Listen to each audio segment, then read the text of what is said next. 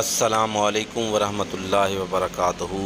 جیسا کہ آپ سب دوست دیکھ رہے ہیں اس بزرگ کو جنہوں نے اپنی زندگی کے شب و روز 15 سال گزارے، بکریاں چرا کر، بکریاں کو پال کر پیسے اکٹھے کیے اور اللہ کے رسول کے گھر کی زیارت کے لیے گھر سے روانہ ہوئے۔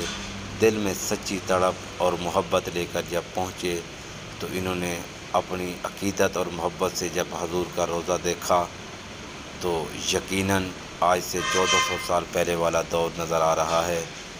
انہوں نے تسبیح لی ہوئی تھی ہاتھ میں، مسلسل حضور نبی کریم رؤوف الرحیم پر درود پڑھتے تھے، حضور سے سچی محبت اور عقیدت رکھتے تھے۔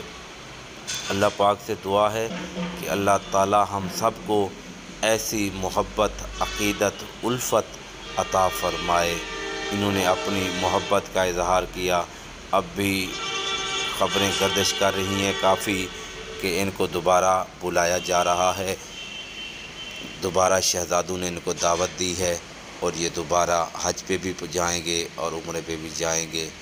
تو ماشاءاللہ یہ خلوص نیت ہے، ان کی نیت ماشاءاللہ بہت ہی خالص تھی، بہت ہی عقیدت اور محبت تھی ان کو۔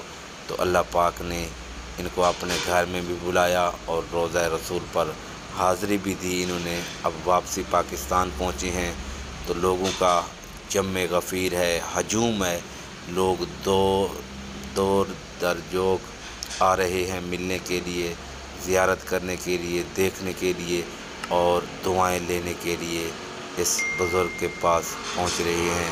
تو اللہ سے دعا ہے اللہ پاک ہمیں بھی سچی محبت، عقیدت اور الفت عطا فرمائے۔